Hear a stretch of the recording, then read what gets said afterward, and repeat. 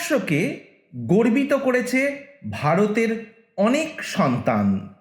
তাদের মধ্যে ভারতীয় বিমান বাহিনীর ক্ষেত্রে এয়ার মার্শাল সুব্রত মুখার্জি ছিলেন প্রথম ভারতীয় বিমান বাহিনী প্রধান অর্থাৎ CAS এবং ভারতীয় বিমান বাহিনীর সর্বাধিনায়ক। তিনি জন্মগ্রহণ করেন 5 মার্চ 1911 খ্রিস্টাব্দে কলকাতায়। Air marshal Subrata Mukherjee 1 April 1954 খ্রিস্টাব্দ থেকে তাঁর মৃত্যু পর্যন্ত ভারতীয় বিমান বাহিনীর দায়িত্ব পালন করেছিলেন। ভারতীয় বিমান বাহিনীর জনক নামে তিনি পরিচিত।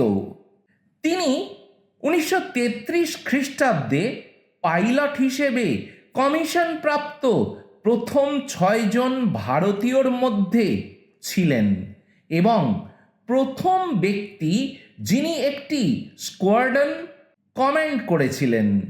তিনি ছিলেন প্রথম বিশ্বযুদ্ধের বিমান সেনা ইন্দ্রলাল রায়ের ভাগ্নে। তিনি ইংল্যান্ডের রয়্যাল এয়ারফোর্স কলেজ ক্র্যানওয়েলে প্রশিক্ষণের জন্য নির্বাচিত প্রথম 6 জন নিয়োগপ্রাপ্তর একজন।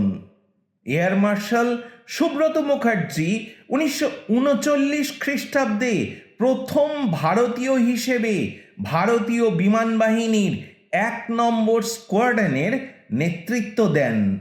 তিনি 1937 খ্রিস্টাব্দে উত্তর পশ্চিম সীমান্তে এবং দ্বিতীয় বিশ্বযুদ্ধে অভিযান পরিচালনা করেন।